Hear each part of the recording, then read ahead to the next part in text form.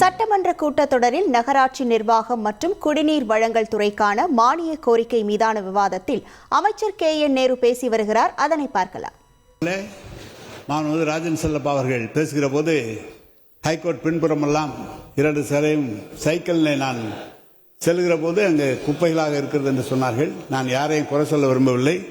குப்பை கொட்டுகிறவர்கள் சாலை ஓரங்களில் வந்து கொட்டிவிட்டு செல்கிறார்கள். இப்போது ஹைகோர்ட் இப்போதுதான் மாநகராட்சியில் அது சேர்க்கப்பட்டிருக்கிறது. ஏற்கனவே அது மாநகராட்சியில் இல்லை, ஊராட்சிகளாக இருந்தது, இப்போது சேர்க்கப்பட்டிருக்கிறது. அதனால்தான் கோவையும் மதுரையும் எடுத்துக்காட்டாக முதலாக நம்முடைய குப்பையிலிருந்து மின்சாரம் தயாரிக்கிற அந்த திட்டத்தை எப்படி கொடுங்கையூரில் வந்திருக்கிறதோ அது போல கோவையிலும் மதுரையிலும் செய்யலாம் என்று பரிசாத்தமாக இப்போது ஏற்பாடு செய்யப்பட்டிருக்கிறது. எனவே இந்த ஆண்டு அது தொடங்கும் என்று கருதுகிறேன். எனவே அதுக்கான முழு ஏற்பாட்டை நாங்கள் செய்ய இருக்கிறோம்.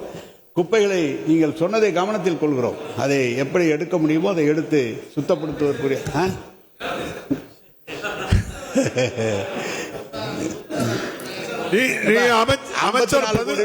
அமைச்சர் பதில் உரைக்கு வந்துடலாம்.